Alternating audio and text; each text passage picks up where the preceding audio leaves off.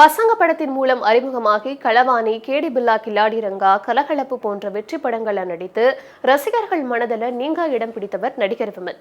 தினேஷ் கலைச்செல்வன் இயக்கத்துல விமல், யோகி பாபு, சிருஷ்டி டாங்கே ஆகியோர் முதன்மை கதாபாத்திரங்கள்ல நடிச்சிருக்க படம் மகாசேனா.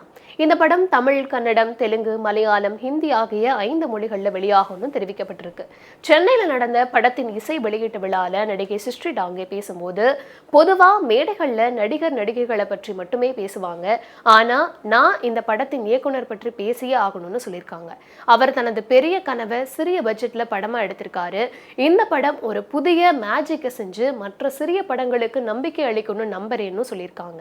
அதனைத் தொடர்ந்து விமல் பேசும்போது மேடையில் இருந்த அனைவரையும் பெயரை சொல்லி வாழ்த்தி வரவேற்றாரு. அப்போது சிருஷ்டி டாங்கேவை திருஷ்டி அப்படின்னு அழைச்சிருக்காரு. பின்னர் சுதாரித்து கொண்டு, சிருஷ்டி உங்களுக்கு எடுக்க வேண்டும் திருஷ்டி, உங்களுக்கு பட்டுவிடும் திருஷ்டி அப்படின்னு சொல்ல வந்தேன்னு சமாளிச்சிருக்காரு. விமலின் இந்த நகைச்சுவையான சீண்டலை சிருஷ்டி டாங்கேவும் சிரித்தபடி ரசிச்சிருக்காங்க. இது பட விழாவை சுவாரஸ்யமாக்கி இருக்கு.